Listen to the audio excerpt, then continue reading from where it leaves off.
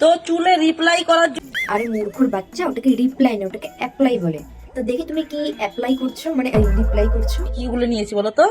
এটা হলো মৌরি হেনা। এটা আরে বাবা, ওটাকে মৌরি না, ময়ূরী হেনা বলে। এটার ভিতরে কি দিয়েছি? এটার ভিতরে হলো নারকেল তেল দিয়েছি, ডিম দিয়েছি, আর দিয়েছি হলো দই, যেটা আমি খাই না। এই যে চুলের ড্যামেজ হয়ে গেছে। ও আচ্ছা, দই খাও না? না, চুলে লাগাও, চুলটা ড্যামেজ হয়েছে বলে। আচ্ছা, তারপর? এই যে চুলের ড্যামেজ হয়ে গেছে, চুল এখন সারাবো, বুঝতে পেরেছো?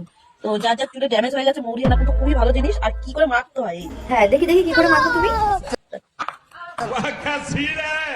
কি করবো, লোক নেই, একা একাই মাখছি, বুঝতে পেরেছো?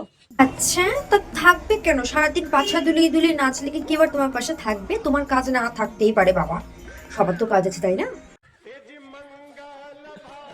তো আগে তো চুলের খুব যত্ন করতাম, আর এখন যত্ন করতে পারছি না, কেননা এই শীতের জন্য মাখতে পারি না, বুঝতে পেরেছো?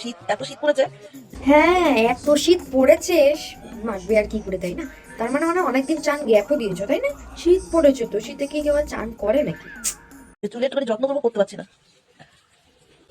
তো যার যার আমার মতো চুলে ড্যামেজ আছে, এটা করতে পারো। কি ঠিক আছে তো? ও দেখিয়ে দিয়েছে কিভাবে চুল সারাতে হয়।